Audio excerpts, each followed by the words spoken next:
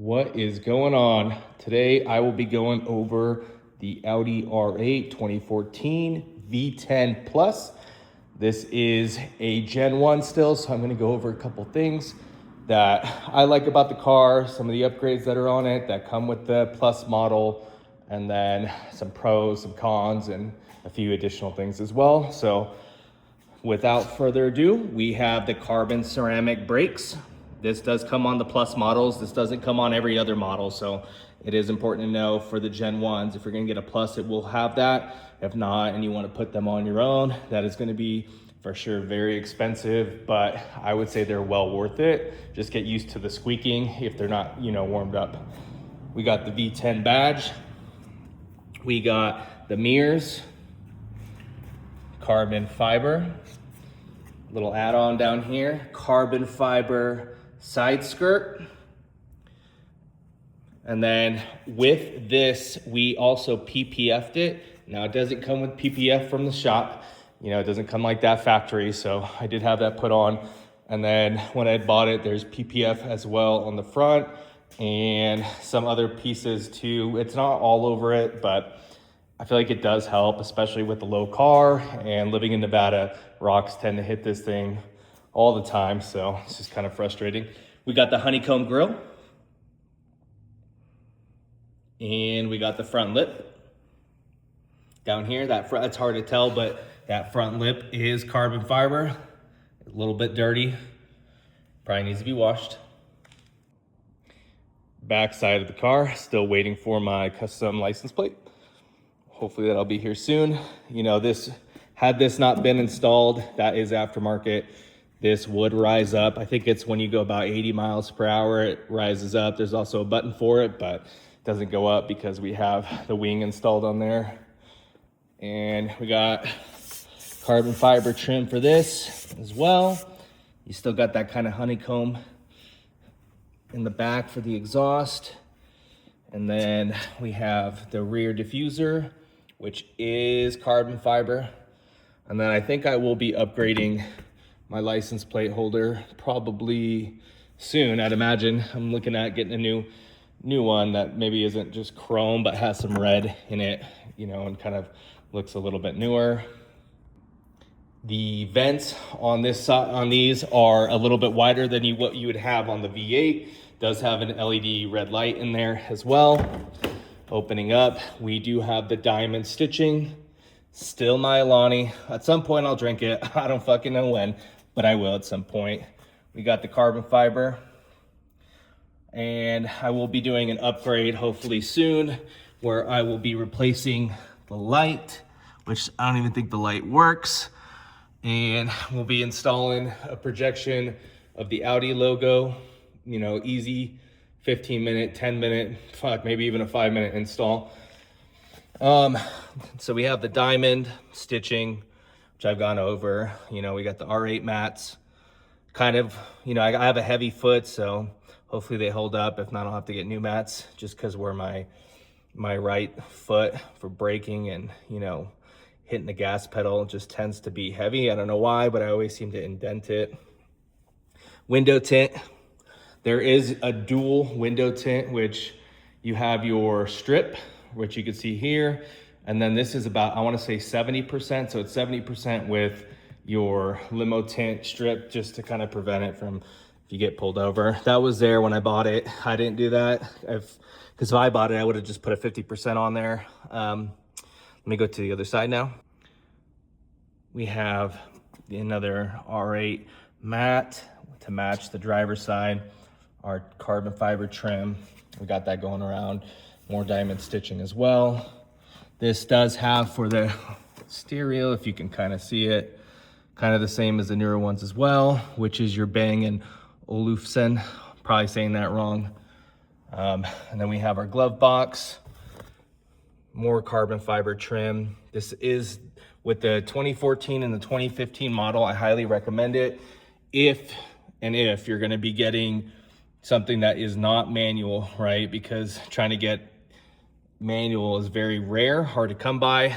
But most of them are automatic. If you're lucky and can find a good one in good condition and kind of what you want, then even if you get it at the beginning of the Gen 1s, the 2009s, or, the Iron Man car, definitely worth getting that manual if you can. If you can't get it and you get the automatic, the 2014, the 2015 just has a smoother system when you're driving it. So I'll go over that here in a minute. The 6-speed transmission on the older ones. This one has the 7-speed S-tronic. The other older ones, that are below the 2014, 15 are the R-tronic. So I just don't feel like they were designed to be used for automatic. I feel like they work better because they're initially designed to be used for, having a clutch and manual. So yeah, that's just personal preference. That's my preference.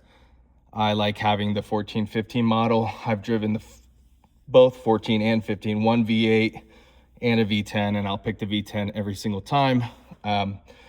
But here is kind of our sport mode. If I did have able to use the wing, your parking sensors, which I don't know. I don't feel like they're that great on this model. Your traction control as well, but using the sport mode definitely makes a difference. Or you can use your paddle shifters. For me, growing up driving stick, I feel like paddle shifters is just such a weird thing to get used to because, instinctively you want to be pushing for, you want to be pushing like you're pushing for the clutch, but not having a clutch sucks. I miss it. I miss having that fun. But, I've been so used to driving automatics. I've had a TRX. I have, Ram Rebel now. I've driven a lot of cars, ZL1, SS. I didn't own those, but driven them. But this car just, I don't know, just the handling, compared to a Porsche I've driven, this is just blows it out of the water. But let me get the dashboard on now.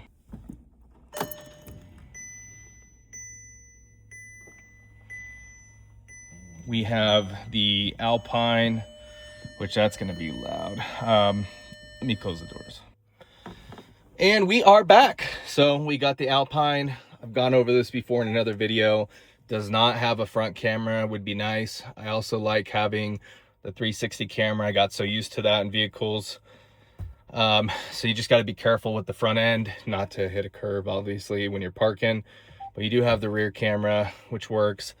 I feel like it's good enough. I don't need to use it all that much. You can use, you have your rear view, you got your side. You don't really need to use that too much unless there's something behind it, but it's not like a huge car that you need to be so focused on it. You got your main dashboard, so Apple CarPlay, Android Auto. I love having it. The nice thing is to be kind of modernized is to at least have your music play. And I wish that this was Bluetooth or, where it can just connect that way, but it's not. So it has to be plugged in, which can't kind of see from this. See if I turn on a light. The cord is down there, right here. So that runs through. It's kind of just a little bit of an eyesore, but it is what it is. We have the garage sensors, 1, 2, and 3. I still try to sync it the old way. Take the key to the front and then have it flash, but I just can't figure it out. So I got to try again later when I have a little bit more patience. But I'm going to give this car a quick start, and then that way you guys can hear it cold start for the day.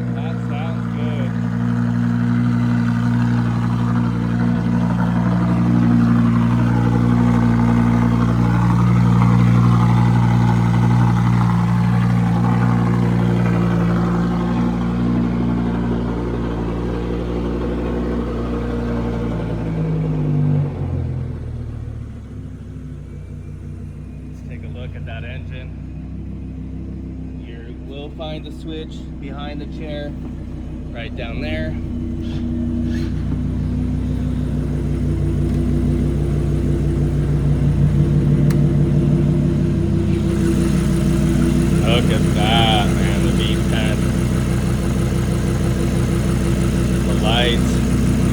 Nice and lit up. Looks beautiful.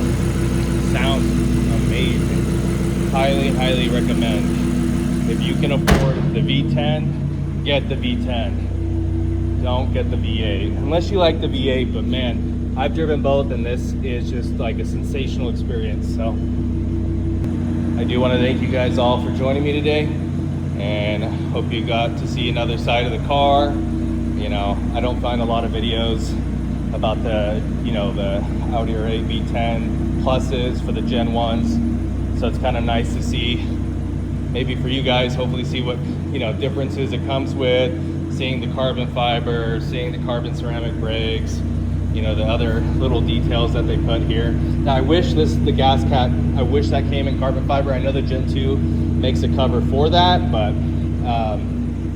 I'm still looking, so if anybody has suggestions, just let me know.